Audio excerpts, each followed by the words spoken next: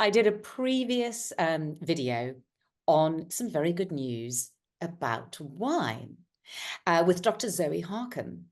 But today I have tracked down the actual author of this book, and I am today speaking to Tony Edwards about his book that has certainly put a little spring in my step.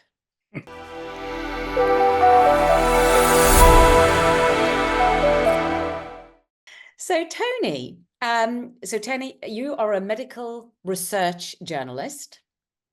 You write about a lot of science issues and in particular medical issues. And I see positioned behind you is your book. And I've got a very dog-eared version of your book here, The Very Good News About Wine. Now, as I said, I did speak to Dr. Zoe Harcombe, who you actually acknowledge in the book. But I've since that time, I've now read your book, and I was absolutely gobsmacked at how we have been told such a different story, and gobsmacked at the incredible health benefits. So let's start with that. So as a woman, I myself was becoming very concerned about the fact that, they're saying that there is no level of alcohol consumption that's really safe in regards to cancer. I mean, cancer is bandied about quite a lot when it comes to drinking. And you go into this in great detail in your book, and you literally go through every single cancer there is. So could you just talk us through what your findings were and how you came to these findings, what your process is in the book to come to the conclusions you come to? Well, the book, I don't come to the conclusions. I simply report what I read in the medical press. So it's not a personal view. It's actually my assessment of the evidence, which I've gone through in some detail. And one can do that these days with a thing called Google Scholar. And Google Scholar allows you to look at literally millions of scientific papers for free all over the world, going back to the 1850s. It's an Wow. extraordinary resource. So So just amazing. And I mean, Google has got some things to criticize them for, but not for that. And it obviously costs them a bit of money, but they give it to the world for free. And so it makes my life extremely easy. And the first book I did about alcohol, I had to go to the medical libraries myself and look at dusty old tomes, and it was very difficult and to do lots of photocopying. But now it's all yes, that's right. You wrote another book, The Good News About Alcohol. Is that good right? news about booze. Good news About about booze, booze. right? With the news and booze fighting for the Yeah, jockeying for position. right. And so then this is called, why it's called this was the very good news about wine. So I just continued the same metaphor, as it were. Right. So yes, so back to your question, I agree with you totally that we are lied to by the authorities. And I was my first book, I couldn't believe, like you couldn't believe, how much value and how beneficial alcohol really is. And it's very paradoxical because obviously we know that if you have too much alcohol, it'll make you really ill. If you're a child, if you drink a bottle of wine, if you're a 10-year-old child, you'll die. Sorry, bottle of whiskey, I beg your pardon. Bottle of whiskey, you'll probably die because it's highly toxic. And the thing about alcohol is it's rather like a medical drugs. You've got to use the stated dose. When you buy something, get something on prescription, it says, do not exceed the stated dose. Right. Because at a certain point, the side effects start to kind of kick in, Right. and you will get so. Alcohol is it's only a paradox in the sense that a lot of it will obviously kill you, but a little of it will do you huge amounts of good. That's very interesting because I mean, a lot of people say it is like a cytotoxin. We use alcohol to kill things and to kill bacteria. So why doesn't it kill us? Yeah, it doesn't kill us it will kill us if we drink too much of it, obviously. But a small amount of alcohol does extraordinary things. And particularly it was in heart diseases that was first found because it's been Yes, the known. studies, what you mention in the book about the benefits of the prevention of heart disease is absolutely staggering. It is. Okay, And so, that, so tell us what it does and how it and and let's just remind ourselves that heart disease is the #1 killer in the world, is it not? absolutely, yeah. So tell us a bit about that then. Well, with heart disease, it's discovered first about 50 or 60 years ago, people suddenly started noticing people who didn't drink Yes. had more heart disease than people who did drink. And then this was done, they did a proper study by a guy called Richard Dole, who was a Yes. guy who discovered the connection between smoking and lung cancer. And he used a cohort of doctors as his guinea pigs, 10,000 doctors, and he thought, oh, well, I proved that lung cancer is caused by smoking. Let's move on to booze. I'm sure that'll cause some nasty stuff. Quite the reverse. He found the doctors, these are all GPs or whatever, the doctors who didn't drink died sooner of heart disease than the doctors who did drink. Well, it's funny because I have always read, I don't know where, but for a very long time, which seemed, the opposite of what they were saying, is that teetotalers are not as healthy as people who drink moderately, and that's something I've heard for years. So that would seem to be true. He found it, certainly. And the strange thing was, although we now all know about smoking and lung cancer, and it's on the backside of cigarette packets, nobody talked about Dole's study that he found with alcohol. It was just completely, wasn't it suppressed? It was published, but nobody talked about it. Right. So there's You been think that would be good news and they would want to talk about it? I know you would. As you say, it's #1 heart disease, #1 killer in the world. Yes. You think, But whatever you can do to reduce heart disease, why not do it? Oh, no. how does it help? How does drinking, and in your book, you're exclusively talking about wine, which seems to, from I'm gathering from what you say in the book, that wine seems to be the most beneficial of all alcohols. It is. Red wine in Right, particular. because it combines the benefits of alcohol. I mean, alcohol on its own will also reduce heart disease. I mean, Dole found that these doctors were drinking every kind of alcohol, Yeah. So but wine adds a certain punch, a huge punch, because of the polyphenols in the grapes, and that's what gives wine its color. So what does it do to help your heart specifically? It reduces atherosclerosis in particular. There's furred up arteries. It reduces LDL cholesterol, increases HDL, the good cholesterol. Wow. It acts as a vasodilator, which is what people take vasodilator pills to reduce blood pressure. Right. And it reduces homocysteine and lots of other inflammatory markers. Well, that's incredible. That's incredible. So by having a glass of red wine, you're less likely to get furred up arteries and your cholesterol will improve. It will, yeah. Well, let's go on to the subject of cancer, which is probably the biggest one. I think you give the most time to that because you go through all the different kinds of cancers. And I realize that's quite a hard one to talk about because they're all slightly different. But and I can't remember the specific ones, but there were, in some cases, it also had a preventative effect for certain cancers. And I think you said in the book that actually beat any kind of medication that exists. It was more preventative and helpful than actual medications. Did you say that in regards to some? In some things, yeah. Certainly, there are 5 or 6 minor cancers that it prevents. Right. Thyroid, kidney, and all the blood cancers like the lymphomas and so on. All of those are prevented, significantly prevented. Wow, that is just absolutely incredible. And I just want to reiterate what you said before, is that this is not your opinion.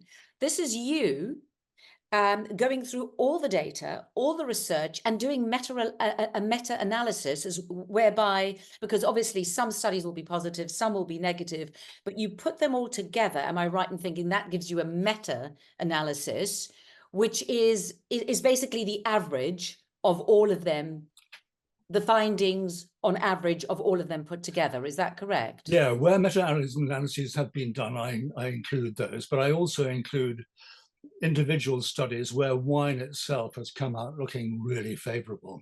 Right. But I've been honest with the reader. I said, this is where, individual studies show, for example, in breast cancer, Now, red. breast cancer is a big one for women, and something we are told that I was quite frightened of. So tell us what It's you a found very about big that. one. I mean, Yes. the French have found, and the Danes, the French and the Danes are quite big researchers on this. Both the French and the Danes have found that drinking red wine will not give you breast cancer, and in some cases will prevent breast cancer. Now, that is an extraordinary statement to make. Well, it certainly is, when they've been telling us that drinking can give you breast cancer, which is obviously a great, and you know, it's something that's been on my mind, because I mean, I don't drink that much, but I do like a glass of wine. But I've been feeling increasingly guilty about drinking my wine. I think, you know, why am I drinking this? I could give myself breast cancer. And, you know, and I didn't this year because I'd read your book, but last year I did dry January. You know, I'm thinking, now what for? I mean, I wasn't doing myself any health favors here, was I? Did you feel any better? Well, do you know what's interesting is, as I've got older, I can only tolerate less wine.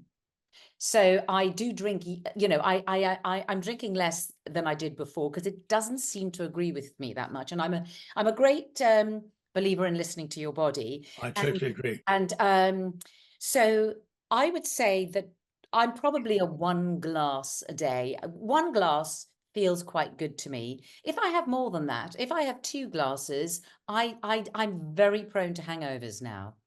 So I can, you know, I can feel very headachy with 2 glasses of wine, and sometimes even with 1 glass.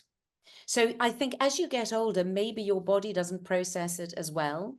That's certainly true. Women, I'm sorry, I'm doing it personal, but postmenopausal women do have this problem. They're all of my friends. I've got one of women friends, and they all say the same thing. Do they? Yeah, and it's because I'm not quite sure. I don't think anybody's actually looked into the mechanism of it, but it is a well-known fact. No, of course they haven't, because it's a female issue. They haven't. Anyway, but as you say, my longest chapter is about cancer, because it is obviously the most important issue that we're talking about. And there's no doubt that if you drink a huge amount of alcohol, you will increase your risk of cancer, certain cancers. The ones that most worry about are the throat, mouth, and gullet cancers. Yes. Because that's where alcohol hits you first. Right. And the body has no protection against the toxicity of alcohol in that situation. Right. So those are the most common cancers that you could get from alcohol. Yeah, they're not very common cancers anyway, but they are the biggest ones they're the biggest risk factor for drinking. And also, if you smoke, the combination of the tobacco smoke with alcohol acts synergistically to produce an even more toxic blend, which they're no good at all. However, once the alcohol has gone down into your stomach, enzymes start breaking down the alcohol instantly. So the stomach knows what to do with it, because perhaps you didn't know this, but when we digest food, that produced a little bit of alcohol in the stomach. So the body has produced its own way of detoxifying that stuff, which is why when we come to drink alcohol, it knows what to do with it. Right. Right. Interesting, that is very interesting. Yeah. So that's what you're saying. That's why we have these enzymes. That's why we have the enzymes. Because we have an alcoholic effect in breaking down food. So the body naturally produced enzymes to break down alcohol. Correct. Yeah. Yes. So that is the worst. Those 3 here, they're called head and neck cancers in the trade. So mouth, gullet, and throat. Right. Esophagus. So those would be the most common ones to get as a result of drinking. Correct. But you say they're not very common. So if you have a glass of wine a day, are you at higher risk of getting those? No, you're at lower risk, actually. Oh. You are at lower risk. I don't understand. What do you mean? Well, because I don't know, but the wine certainly has some kind of protective effect. Again, you mean if you're drinking wine? So it's other alcohols. Yeah, wine is definitely, there's what's called a J curve, because the graph of what, I'm getting a bit too technical here, am I? But there's the graph of what is good for you kind of goes down, or the risk goes down the more you drink, and then as you drink more, the risk goes up, and it looks like a J. Right. So So, with so these what you're saying is if you only have a small amount small of amount, wine, like 1 glass a day, then you're not, you have a protective quality for protective for even these on even cancers. these ones, yeah. Oh, wow, that's extraordinary. But so how much of wine would you have to drink a day for this to become a risk? Over a bottle. Over a bottle. And you're nowhere near that, you poor girl. No, do you I'm know afraid what? I could not take a bottle now. I think back to my 40s when I said, yeah, I could put away a few glasses of wine. I'm such a lightweight now.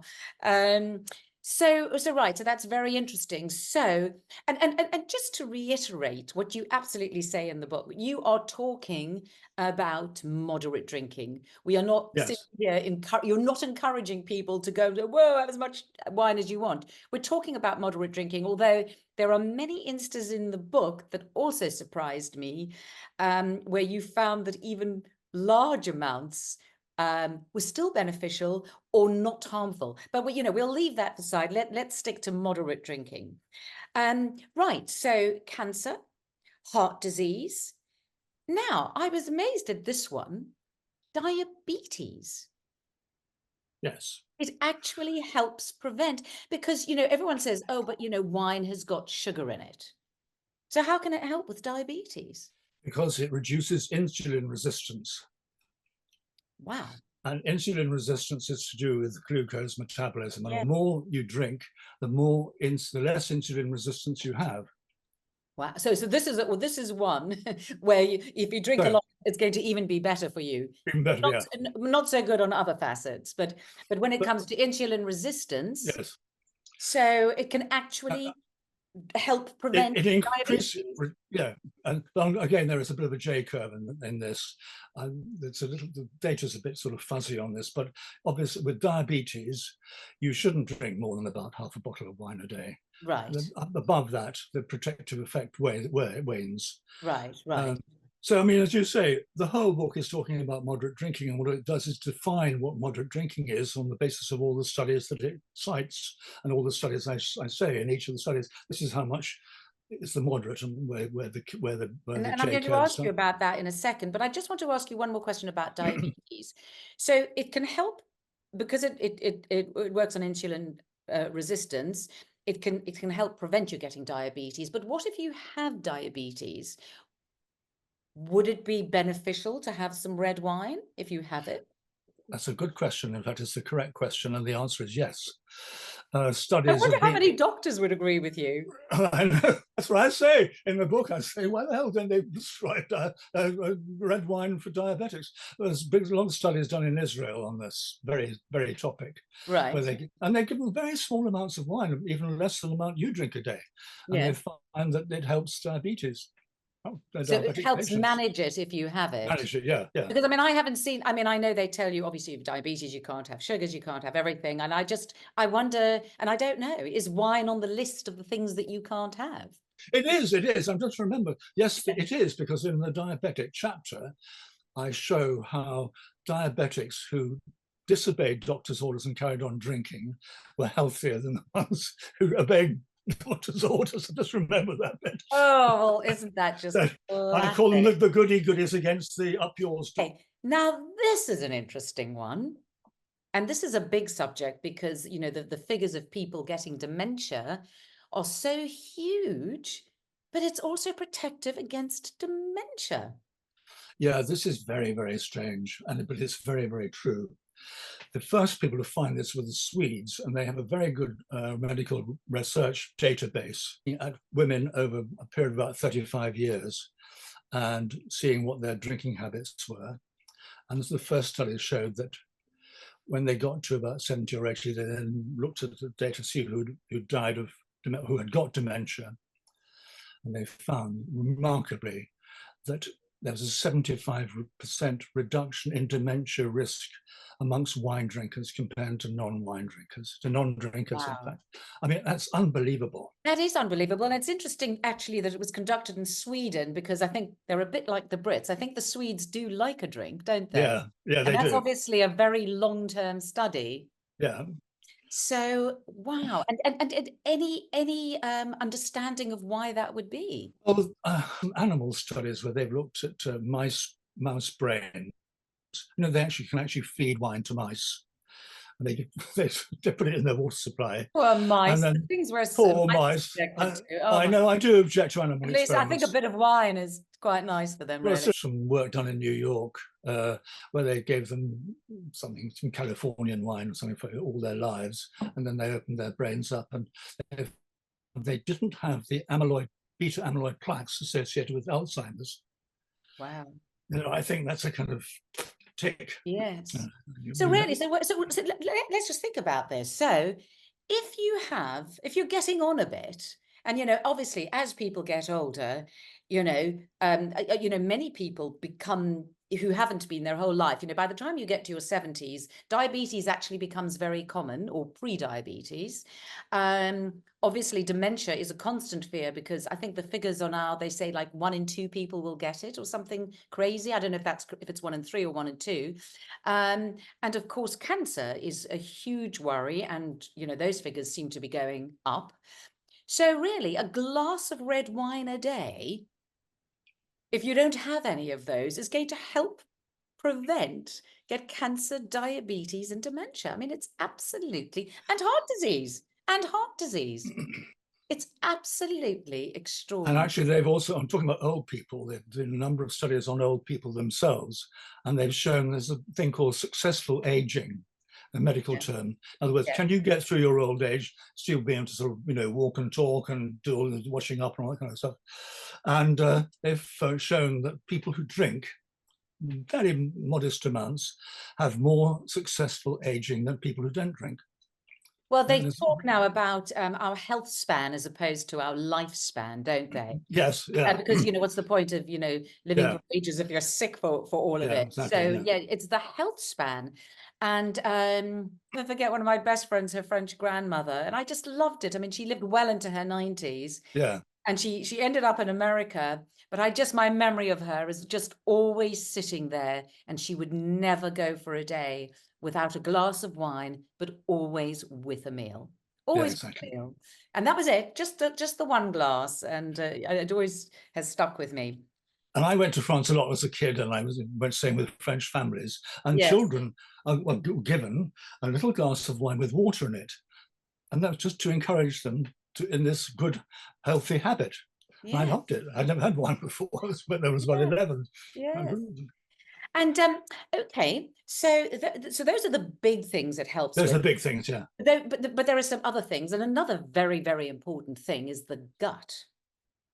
And we all now know that the microbiome in the gut is connected to the brain, it's connected to immune system. It's vitally important. I mean, the gut is the absolute trend of the day, isn't it? Everybody's going to their gut.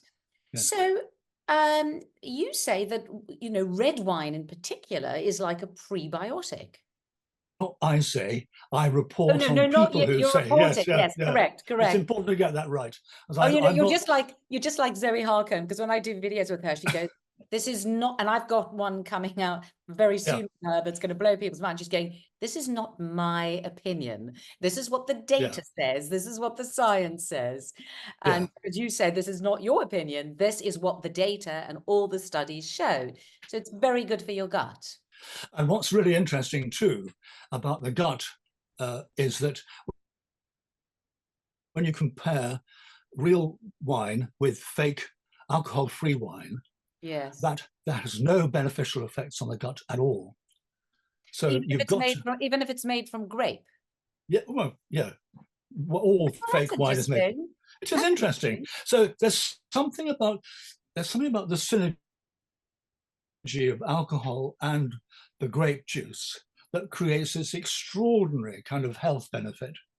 And they've done loads of studies on comparing fake and real wine, and they all come out in real wine's favor, all of them, to a man. So it must be the fermentation. It must be the fermentation process. It must be something like that. And we know that fermented foods are good for us, don't we? Especially good for our gut. Well, that's a good point. Yeah, I hadn't thought of that. You're right. So, so that's amazing. And I'm just trying to think of the other things you mentioned. I think you mentioned, now this will interest people.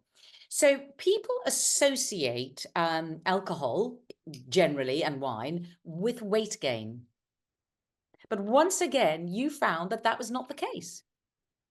What got me interested in alcohol in the first place was this issue of alcohol calories and weight. I was doing some research on calories, and I discovered that actually, although alcohol is very high in calories, almost as high as fat, it doesn't put on weight.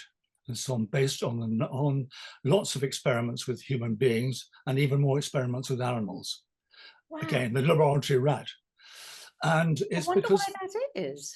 Because the body cannot, well, I think the reason is the calorie theory is rubbish anyway, Yeah. which our friend, joint friend Zoe Harcombe thinks too. Yes, yes. Yeah, it's a whole other subject. We won't get into it, but the bottom line is I think you say you know, alcohol will not make you gain weight other than beer. Beer will make you gain weight because it contains maltose. And if you know about the glycemic index, yes, maltose is very high, isn't it? It's extremely high. Anything with an O's on the end is a form of sugar. So maltose, sucrose, glucose, they're all forms of sugar, and maltose is very high because sugar is very high on the glycemic index. So that's why people get a beer gut, isn't it? Beer belly, and you don't. There's no such thing as a wine belly. Okay, so we've talked about all these wonderful health benefits. Are there any other health benefits you'd like to just mention? Yes, one sex. Oh, yes. Yeah, good one. Particularly for men. All right. It has to get them going, does it? It keeps them going, yeah. In fact, although most men would say that's the reverse of the case, but actually the data says that it isn't. That the prostate, good for, again, men issue. Arthritis, very good for arthritis. The common cold. Really? Gallstones, kidney stones, macular degeneration of the eyes, cataracts, and teeth and gums. And that's a whole chapter on that. Absolutely extraordinary. Well, obviously, if anybody's watching this book is so worth a read because you can read about all of this in great detail. And I will list a lot of this on my website. I'll do a follow-up article about this as well. So, yes, I wanted to ask you about organic wines. I'm quite an organic girl. I actually started trying to eat completely organically, which was impossible, in the late 1980s. So I've really gone an organic route for many, many years. And I have often drunk organic wines, not always, obviously, because you're out and you know, not everybody has organic wines. So can you tell us, do you think there is a difference and a benefit from drinking organic wines as opposed to conventional wines? Well, I don't, again, it's not my opinion, it's what the evidence says. Yes. The evidence says that there's been a big study done in the States on organic wines. Now, they're very different in the States. Organic wines are not allowed to contain sulfites. More than a certain amount, organic. Right. Whereas in the EU, nobody gives a damn about sulfites. Really? There's a very big difference. And they did a survey of the blind tastings that a number of wine experts did on wines and organic wines.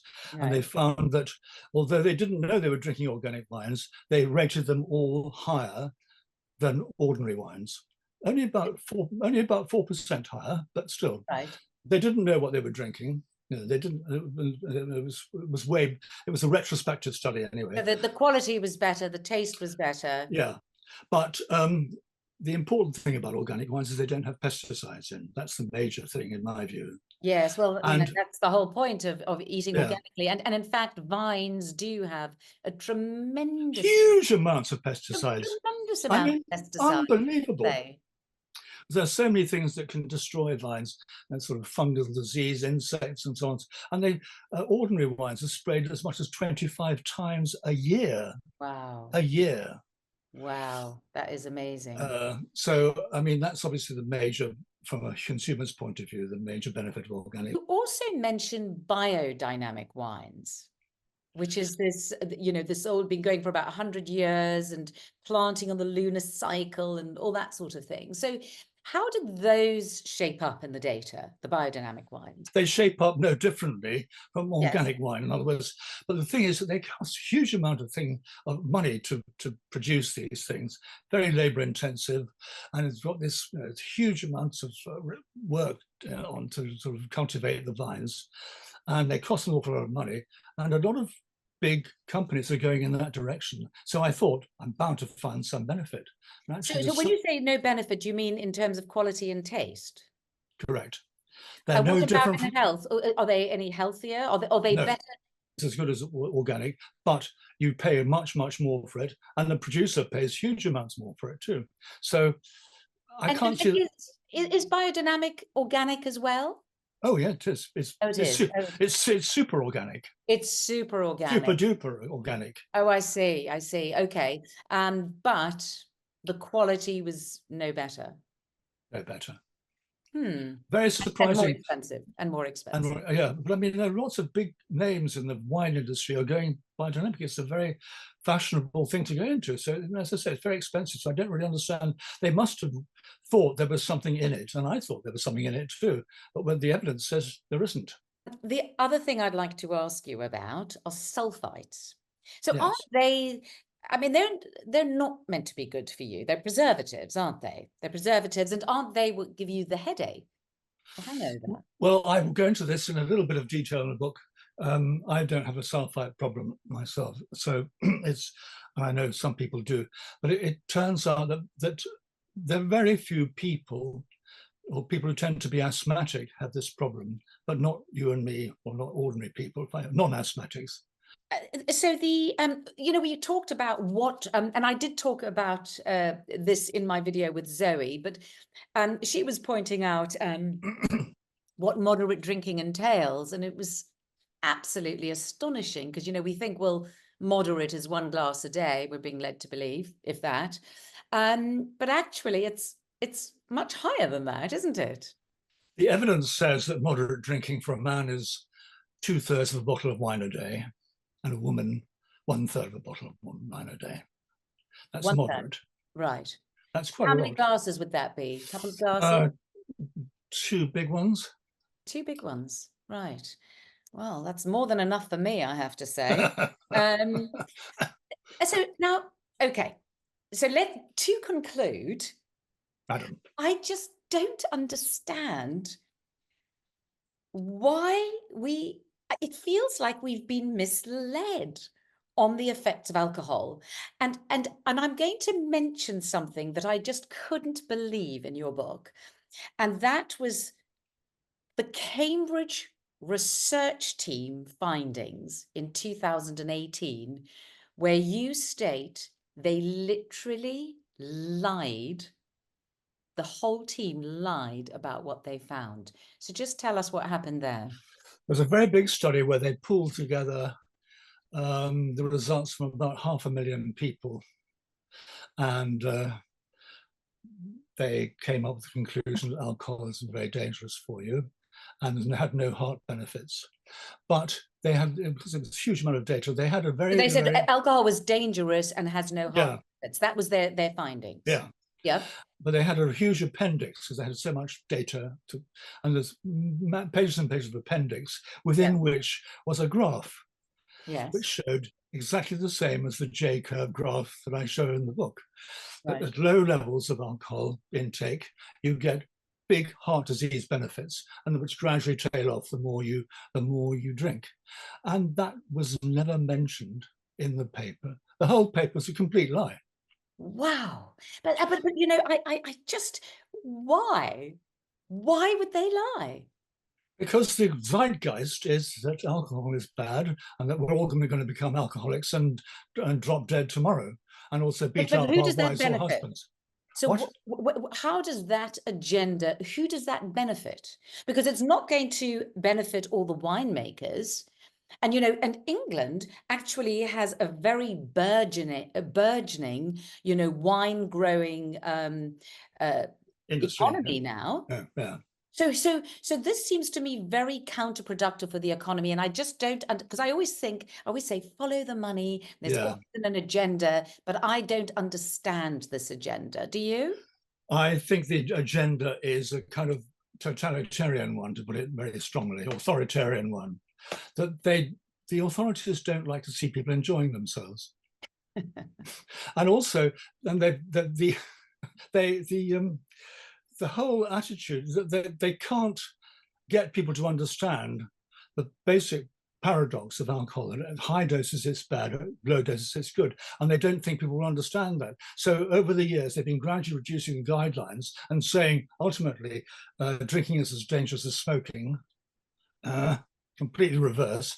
And that's their agenda. That is where they're heading, and that's why I wrote the book, to stop them heading in this direction and say, oi, this is a brick in the wall. Could it be that they are actually well-intentioned, but they just think we're all stupid? So they're treating us like children, going, well, they'll never get the nuance that if you have this, everybody will just drink too much and then everybody will die. Yeah. So we'll just tell them that. Do you think it could just be them being patronizing? Precisely that. Precisely that. Well, I'm very glad you wrote this book, because, I myself, great interest in health. I'm always reading stuff and researching stuff. And I was, my little modest amounts of wine, I was becoming quite concerned because I was believing it. And I happened to see an article about your book somewhere, and I immediately contacted Zoe. And I said, Zoe, do you happen to know? Because I always go to Zoe because I think she knows everything. Could this possibly be true? She said, it's absolutely true. And I know Tony, let's talk about it. And it's just been an eye-opening experience. And it just goes to show that one should always be skeptical about everything, and one should just do a little more research. And I am very, very fortunate in doing my ageless interviews, where I get to speak to people like you, and I get to speak to experts, and I get to speak to people like Zoe, who are able to read research papers and analyze them correctly and point out where they are misleading and where they are not necessarily quite telling the truth. So, this is fantastic. And it certainly has inspired me. And my husband doesn't even like drink. And I'm now going, you know what? I really think you need to have a glass of red wine a day. Keep all these things at bay. Good medicine. Yes, it's exactly. Good medicine. They say food is medicine, and obviously wine is too, when done properly, Well, Tony, it's been absolutely fantastic speaking to you. Thank you so, so much. You never know, I might have to call you back if there's an outcry and people don't believe any of this. I might have to get you back. But thank you so much for talking to me about it. Thank you so much for having me. It's been a pleasure. Thank you.